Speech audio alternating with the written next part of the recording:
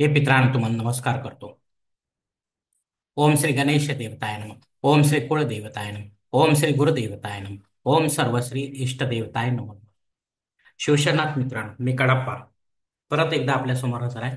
माझ्या धर्मकरम चॅनलमध्ये आपले सहर्ष स्वागत करीत आहे. मित्रांनो, पंचांगाचे आता आपल्या समोर सादर करीत आहे.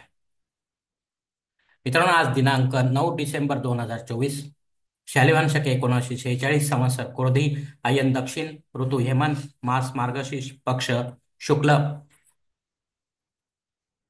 तिथी मित्रांनो आजची अष्टमी तिथी आहे. सकाळी 8 वाजून 3 मिनिटानंतर नवमी तिथीला सुरुवात होईल. वार सोमवार आहे. नक्षत्र मित्रांनो पूर्व भाद्रपद नक्षत्र आहे. दुपारी 2 वाजून 56 मिनिटानंतर उत्तरा भाद्रपद नक्षत्राला सुरुवात होईल. योग मित्रांनो सिद्धी योग आहे. मध्यरात्री 1 वाजून 5 मिनिटानंतर व्यतिपात योगाला सुरुवात होईल. करण मित्रांनो बहुकरण आहे. सकाळी 8 वाजून 3 मिनिटानंतर बालव करण्याला सुरुवात होईल. रात्री 7 वाजून 5 मिनिटानंतर कौलव करण्याला सुरुवात होईल. आणि उद्या पहाटे 6 वाजून 2 मिनिटानंतर तैतील करण्याला सुरुवात होईल. मित्रांनो मित्रांनो प्रमुख ग्रहांची राशी स्थिती पहाटे 5:30 वाजता अशी असणार आहे. सूर्य वृश्चिक राशीत असेल, चंद्र कुंभ राशीत, गुरु वृषभ राशीत आणि शनिदेव आपल्या कुंभ राशीत असणार आहे. मुंबई भागातील सूर्योदयास्त याप्रमाणे आहे. मित्रांनो सूर्योदय सकाळी 7 वाजून 2 मिनिटांनी असेल, तर सूर्यास्त सायंकाळी 6 वाजता असणार आहे.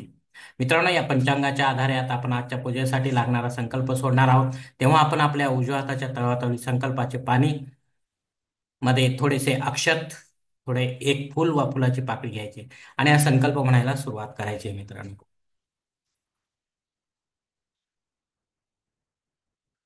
हर ओम शिव शिव शंभोराज्ञा प्रवर्तमान सद्य ब्रह्मणो द्वितीय परार्धे श्वेतवराह कल्पे वैवस्वत मन्वंतरे कलियुगे प्रथम पादे जम्बूद्वीपे भरतवर्षे भरतखंडे मेरो दक्षिण दिग्भागे महाराष्ट्र देशे व्यावहारिक चांद्रमाने शालिवान शके 1946 प्रभादी षष्ठी संवत्सरानामध्ये क्रोधी नाम संवत्सरे दक्षिणायने हेमंत ऋतू मार्गशीर्ष मासे शुक्ल पक्षे सोमवार वासरे पूर्वा भाद्रपद नक्षत्रे सिद्धी योगे बहुकर्णी अष्टमी शुभतिथो वीर गोत्रात उत्पन्न मी कडाप्पा मोहपात्र दुरित क्षय द्वारा श्री पार्वती पती परमेश्वर प्रित्यर्थ विधिवत पंचोपचार नित्य देवपूजा एवं इष्टलिंग पूजा करिष्ये. मित्रांनो याच ठिकाणी हा संकल्प संपलेला आहे. तेव्हा आपण आपल्या उजव्या हाताच्या तळहातातील संकल्पाचे पाणी समोरच्या ताम्हणात सोडून द्या. मित्रांनो या संकल्पाची वेळ मर्यादा सकाळी 8 वाजून 3 मिनिटांपर्यंत आहे. या वेळेनंतर जर आपल्याला संकल्प सोडायचा आहे कुठल्याही धार्मिक विधीच्या संपन्नतेसाठी, तर कृपा करून आपण वरील बदललेल्या पंचांगाचा आधार घ्यायचा आहे. नवीन संकल्प तयार करायचा आणि त्या संकल्पात आपण करत असलेल्या धार्मिक विधीचा उल्लेख अवश्य करायचा आहे. मित्रांनो तेव्हाच आपली धार्मिक सेवा संबंधित देवतांपर्यंत पोहोचेल आणि त्यांचे आशीर्वाद आपल्यापर्यंत पोहोचतील. आपले जीवन अधिक सुलभ बनेल. मित्रांनो मित्रांनो आता मुहूर्त विभागामध्ये पाहूया. यात धार्मिक विधीने त्यांचे मुहूर्त काळ याप्रमाणे दिलेले आहेत. सर्वात प्रथम साखरपुडा यासाठी मुहूर्त दिले दिनांक 14, 15, 20, 22, 23, 24 आणि 26. डोहाळ जेवणासाठी मुहूर्त दिले दिनांक 15, 17 आणि 18. बारसे करण्यासाठी मुहूर्त दिले दिनांक 15, 17 आणि 22. जावळ काढण्यासाठी मुहूर्त दिले दिनांक 11, 15, 23, 25 आणि 26. गृहप्रवेश करण्यासाठी मुहूर्त दिले दिनांक 11, 12, 15, 22, 23, 25, 26. मुहूर्ताच्या दुसऱ्या भागात पाहूया. मित्रांनो उपनयन करण्यासाठी माघ मासाशिवाय मुहूर्त नाही. विवाह करण्यासाठी मुहूर्त दिले दिनांक 11, 12, 14, 15, 20, 22, 23, 24 आणि 26. वास्तू शांती करण्यासाठी मुहूर्त दिनांक 11, 12, 23, 25 आणि 26. भूमिपूजन व पायाभरणी करण्यासाठी मुहूर्त आहे एकमेव 20 दिनांक. देवमूर्तीची प्राणप्रतिष्ठा आपल्याला करायची असेल तर यासाठी मुहूर्त दिले दिनांक 11, 12, 15, 16, 22, 23, 25 आणि 26.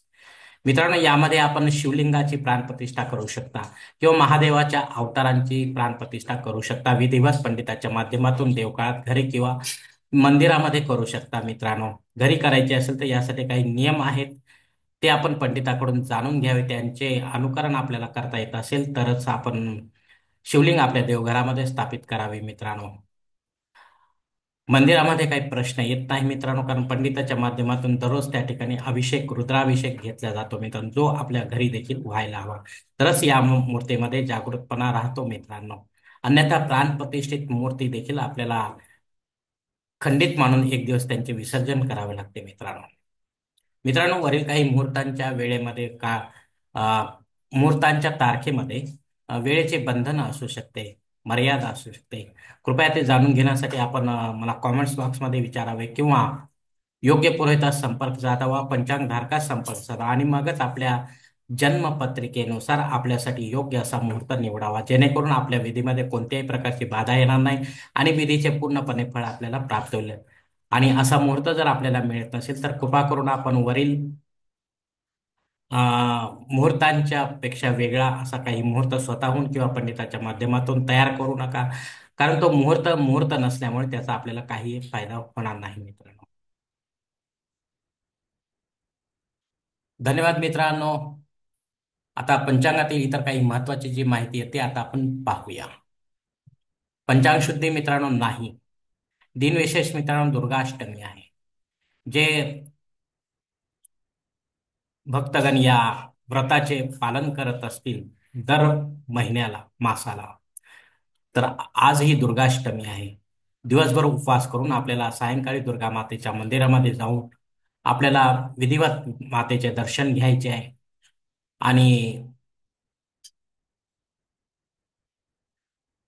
काही आवश्यक दानधर्म पुजाऱ्याला किंवा ब्राह्मण देवतेला आपल्याला करून प्रसाद वगैरे वाटप करून आपल्याला मग घरी येऊन उपवास सोडायचा आहे मित्रांनो.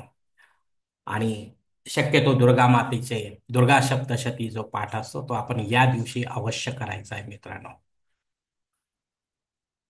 तसेच दुर्गा मातेचा जो मंत्र आहे ओम एम ह्रीम क्लीम चामुंडावीचे, हा मंत्र जप आपण दिवसभर माळेविना जपत राहिला, पुटपुटत राहिला तरी त्याचे फळ आपल्याला प्राप्त होणार मित्रांनो.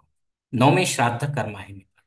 जर आपले पूर्वज कोणी आपल्याला सोडून परलोकात निघून गेले असतील या तिथीवर, तर त्यांच्या नावे आपल्याला पिंडदान युक्त असे श्राद्ध कर्म करणे गरजेचे आहे. मग ते घरी करा किंवा तीर्थक्षेत्री करा मित्रांनो, पण विधिवत करा आणि अपराह्न काळामध्ये करा. तेव्हाच आपली पितळसेवा आपल्या पितरांपर्यंत पोहोचेल आणि त्यांचे आशीर्वाद आपल्यापर्यंत पोहोचतील. आपले जीवन अधिक सुखमय बनेल मित्रांनो. अग्निपृथ्वीवर सकाळी 8:03 आहे. जर आपल्याला काही नव्याने होम यज्ञ कर्मकांड करायचे असेल तर या वेळेनंतर करू शकता, पण पुढे जाऊन ते बंद पडू नये याची काळजी घ्या, अन्यथा आपल्याला दोष लागण्याची शक्यता असते. रेग्युलर जे होम यज्ञ याग आहे ते आपण केव्हाही करू शकता मित्रांनो. राहुकाळ सकाळी 7:30 ते 9 वाजेपर्यंत आहे. या वेळेमध्ये राहू अत्यंत प्रभावी असल्यामुळे आपली जी काही कामे असतील ती बिघडवण्याचा प्रयत्न तो करत असतो मित्रांनो. तेव्हा आपण इतर वेळेमध्ये आपले कामे पूर्ण करण्याचा प्रयत्न करा जर महत्वाचे असतील तर, जेणेकरून त्यात आपल्याला यश प्राप्त करता येईल. प्रमुख गोचर वक्री ग्रहामध्ये सध्या गुरु 12 ऑक्टोबर ते 7 जानेवारी 2025 पर्यंत वक्री असणार आहे. या वक्रीपणाचे फळ तो जसा आपल्या कुंडलीशी संबंधित आहे त्याचप्रमाणे प्रदान करणार आहे. हे लक्षात घ्या. ज्या घरामध्ये आहे त्या घराचे देखील तो फळ प्रदान करणार आहे, शुभाशुभ किंवा मिश्र स्वरूपाचे मित्रांनो. धन्यवाद मित्रांनो. आजचा हा पंचांगाचा व्हिडिओ मी याच ठिकाणी संपवत आहे. आपण जर माझ्या मताशी सहमत असाल तर कृपया माझे धर्म करम चॅनल सबस्क्राईब करा, लाईक करा, आपले कुटुंब मित्र परिवार असं शेअर करा. तसेच कॉमेंट्स बॉक्समध्ये आपले मत अवश्य नोंदवा आणि माझा पुढील व्हिडिओ आपल्यापर्यंत पोहोचण्यासाठी बेल बटन अवश्य दाबा. धन्यवाद मित्रांनो. पुढील भेटीपर्यंत आपण खुश राहा, आनंदी राहा, प्रसन्न राहा. शिवकल्याणम. हरिओम. शिवशंभो महादेव.